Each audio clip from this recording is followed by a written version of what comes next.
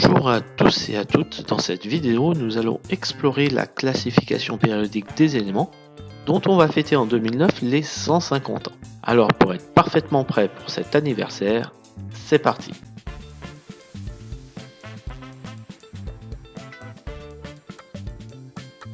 Évidemment, on ne va pas juste se contenter d'admirer la classification périodique, j'en profiterai pour parler des structures électroniques, de la règle de l'octet et du duet, de son application pour déterminer la charge des ions monoatomiques, et enfin je parlerai de famille d'éléments chimiques. Prêt? Alors c'est parti. Pourrait-on parler de la classification périodique sans se replonger dans le contexte de l'époque, et même quelques années avant? Non, bien sûr que non. Commençons notre histoire par Lavoisier, considéré comme le père de la chimie moderne, notamment par la rigueur et la méthode qu'il a apportée à la chimie. À son époque, autour de la Révolution française, on connaît moins de 25 éléments chimiques, mais les savants d'alors en étudient les propriétés, notamment chimiques. Il devient alors urgent de classer ces éléments, mais avant de pouvoir classer, il faut les recenser, et c'est ce que fait Lavoisier sous la forme d'un tableau. La Révolution ayant coupé la tête du génial Lavoisier, c'est d'Angleterre que proviennent des avancées avec Dalton. Ce même Dalton qui a remis au goût du jour les atomes, introduit également la notion de masse atomique relative. À l'époque, il parle de poids atomique, ce qui permet de comparer les masses des atomes par rapport à une référence, l'hydrogène.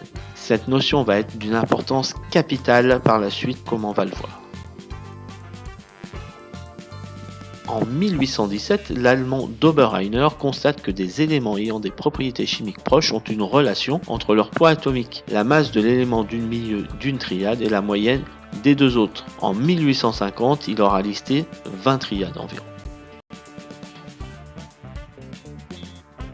En 1859, le français Jean-Baptiste Dumas étend les triades en tétrades. Bien évidemment, il ne s'agit plus de raisonner en moyenne, mais en progression de la masse atomique pour passer d'un élément de la tétrade au suivant, et ce, quelle que soit la tétrade. Cela renforce l'idée de périodicité des propriétés chimiques. En 1862, c'est le géologue français Champ-Courtois qui le premier met en avant la périodicité des propriétés chimiques en disposant les éléments sur ce qu'il appelle une vis tellurique. Malheureusement, ces travaux n'attirent pas l'attention des scientifiques, il utilise d'une part des termes de géologie et non des termes de chimie, et ces travaux sont publiés sans les schémas de sa vis tellurique, ce qui les rend peu compréhensibles.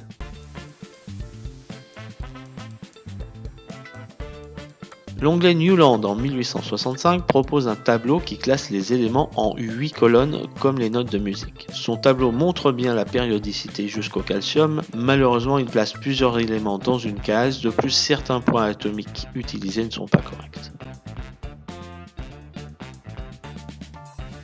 Son compatriote Hodlik propose la même année un classement dans lequel, pour la première fois, il y a des cases vides, et le tableau respecte également le poids atomique.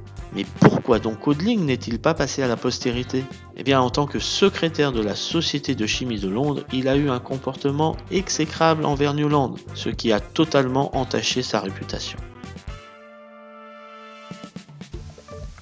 Au final, on retient le nom de Mendeleïev, et ce, à juste titre. Certes, il a bénéficié des travaux précédents, mais il a été le premier à faire de sa classification quelque chose de plus grand qu'un simple classement.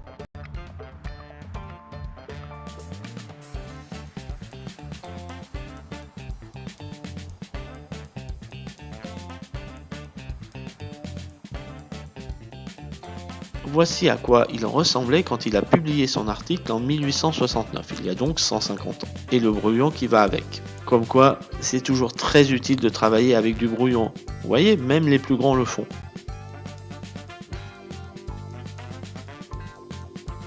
Si on regarde en détail la démarche de Mendeleïev, on devine son génie. Les éléments sont classés par masse atomique croissante. Ils changent de colonne quand les propriétés chimiques se répètent, ce qui fait que les éléments ayant des propriétés chimiques proches sont sur la même ligne. Il laisse également de la place pour des éléments chimiques manquants qui n'ont pas encore été découverts et il donne même les propriétés chimiques et une valeur estimée de la masse atomique. Enfin, il n'hésite pas à inverser des éléments chimiques en dépit de la masse atomique, autrement dit, il met en avant la périodicité des propriétés chimiques.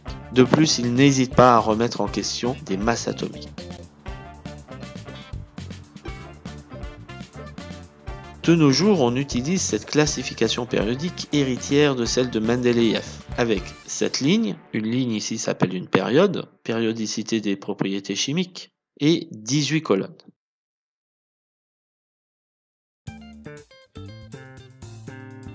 Le classement actuel utilise deux critères pour la construction du tableau. Le premier critère est le numéro atomique Z croissant. Pour rappel, le numéro atomique, c'est le nombre de protons.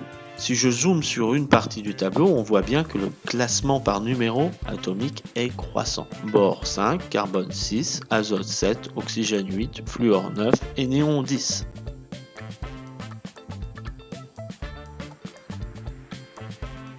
Le deuxième critère de construction est le fait qu'on ajoute une nouvelle période, une nouvelle ligne, quand les électrons se placent sur une nouvelle couche électronique externe. Si je zoome sur la première colonne, eh bien j'ai le premier élément qui a une nouvelle couche électronique externe. Bon, tout ça c'est bien, mais au fait, c'est quoi une couche électronique ?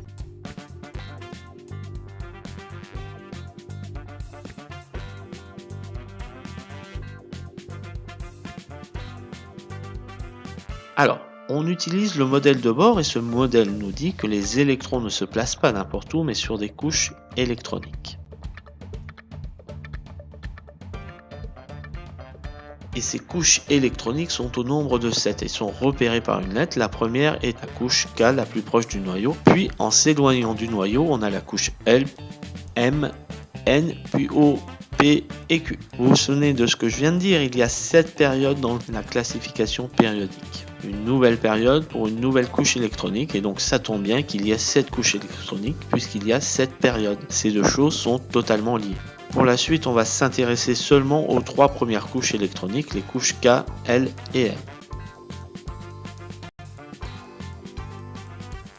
Alors, une couche électronique, ce n'est pas extensible. La capacité à accueillir des électrons est limitée et c'est pour ça qu'une couche électronique ne peut contenir qu'un nombre limité d'électrons. La première couche électronique, la couche K, la plus proche du noyau atomique, proche pour un électron, ça veut quand même dire relativement loin. La première couche électronique, K, donc, ne peut contenir que 2 électrons maximum.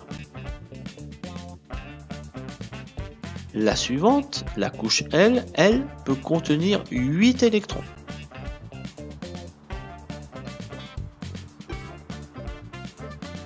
Enfin, la troisième couche électronique, la couche M, peut contenir jusqu'à 18 électrons. Vous voyez, pour l'instant, rien de bien compliqué. Quand je vous dis régulièrement que la physique c'est facile.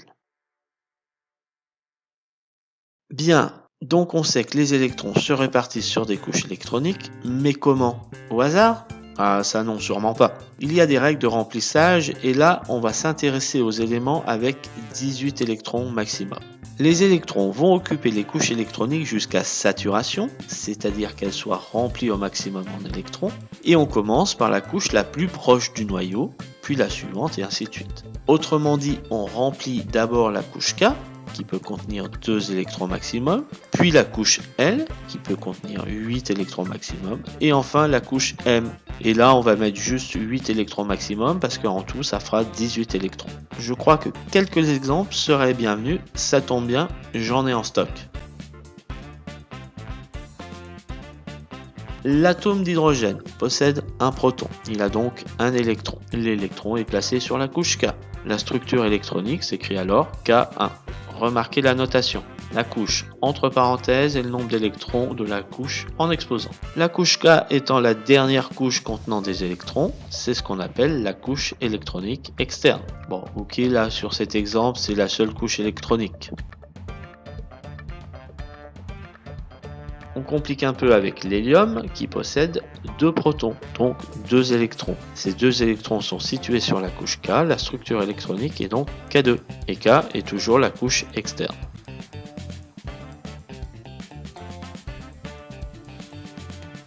Exemple suivant, le lithium. Son numéro atomique est 3, il possède 3 protons, donc 3 électrons. 2 électrons sont donc placés sur la couche K qui est ainsi saturée. Elle ne peut contenir que 2 électrons. Du coup, que devient le dernier électron ? Eh bien, il est tout simplement situé sur la couche suivante, la couche L. La structure électronique est donc K2L1 et cette fois la couche électronique externe est la couche L. Vous avez compris le truc ? Alors regardons avec le fluor. Le fluor, son numéro atomique est 9, 9 protons, donc 9 électrons, la structure électronique est donc K2L7, et L est la couche électronique externe.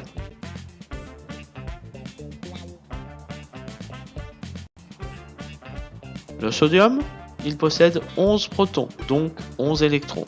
On en place toujours 2 sur la couche K, puis on remplit la couche L avec 8 électrons. Il reste à nouveau un électron qu'on va placer sur la couche suivante, la couche M. La structure électronique est donc K2L8M1. Et cette fois, c'est la couche M qui est la couche électronique externe.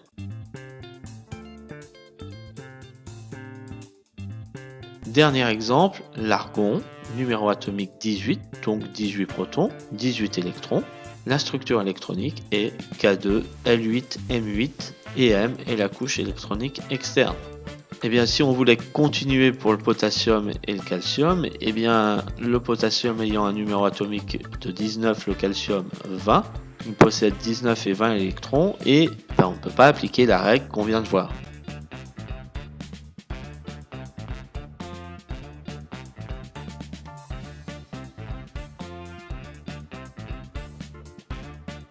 Cette règle, ou ces deux règles, expliquent que les éléments chimiques vont chercher à acquérir la structure électronique du gaz noble le plus proche, soit l'hélium, 2 électrons externes, c'est la règle du duet, ou le néon ou l'argon, 8 électrons sur la couche externe, c'est la règle de l'octet. Alors une application de cette règle est la prévision de la charge des ions monoatomiques.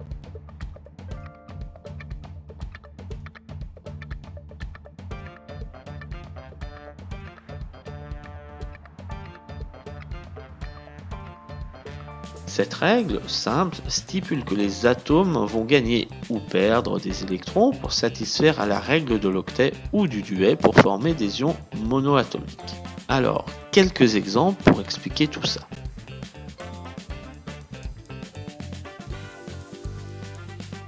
Le lithium que nous avons vu a pour structure électronique K2L1.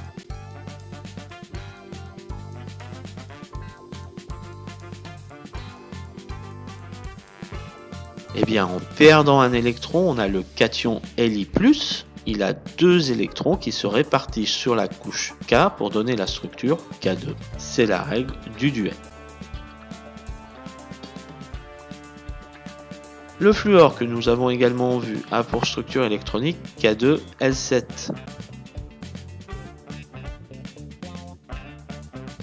En gagnant un électron, on a l'anion fluorure F-. Il possède 10 électrons qui se répartissent sur la couche K et L, K2L8. C'est la règle de l'octet. Cette structure électronique, c'est également la structure électronique du néon, K2L8.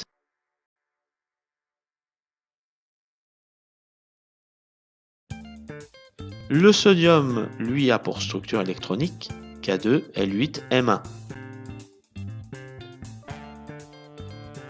En perdant un électron, il forme le cation Na+, qui possède 10 électrons, qui se répartissent sur les couches K et L, K2L8. C'est la même structure électronique que l'ion fluorure, et c'est également la même structure électronique, à nouveau, que le néon.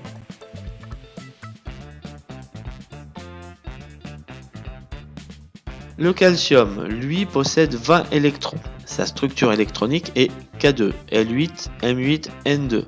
Petite parenthèse, on voit pourquoi la règle de remplissage des électrons n'est valable que pour les 18 électrons. Là, on commence à remplir la couche N sans avoir saturé la couche M. Bref, peu importe, je ferme la parenthèse. En perdant 2 électrons, on va obtenir l'ion calcium qui possède 18 électrons. Ils se répartissent sur les couches K, L et M, K2, L8, M8. Et bien cette structure, c'est aussi la structure électronique de l'argon, K2, L8, M8, saturé à 8 électrons, règle de l'octet. C'est simple, non ?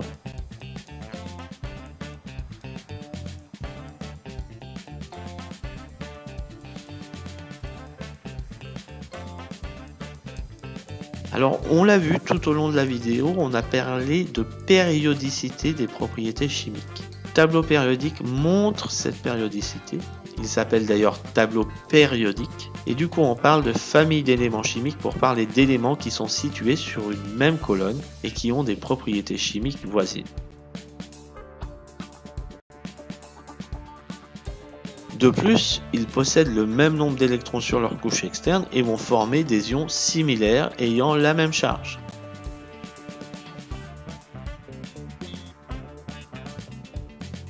La première colonne regroupe ce qu'on appelle les métaux alcalins. Ce sont des éléments qui n'existent pas à l'état naturel. Ils sont en effet très réactifs avec l'eau et l'air. Vous trouverez de nombreuses vidéos sur YouTube vous montrant ces réactions. Ils forment des cations en perdant un électron.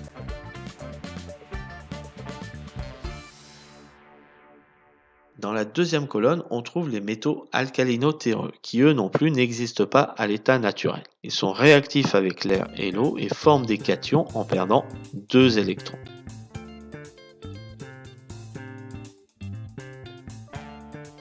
Si maintenant on va à l'autre extrémité du tableau, à la colonne 17, on trouve les halogènes qui n'existent pas à l'état naturel mais sous forme d'anions en gagnant un électron. À l'état moléculaire, ce sont des éléments qui sont très réactifs.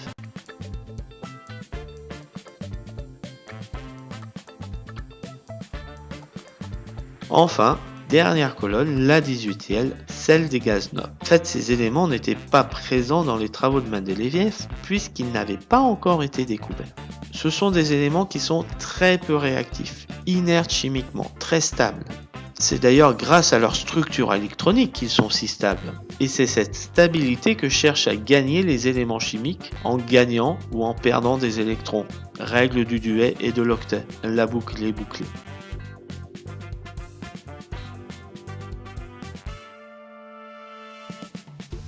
Voilà, c'est fini pour la classification périodique des éléments. J'espère que cette vidéo vous a intéressé et permis d'apprendre de nouvelles choses. N'hésitez pas, comme d'habitude, à partager la vidéo sur les différents réseaux sociaux, à commenter, poser des questions dans les commentaires et mettre un pouce bleu, ça fait toujours plaisir. Dans la description, quelques liens intéressants pour compléter cette vidéo. Merci et n'oubliez pas, la physique, c'est facile.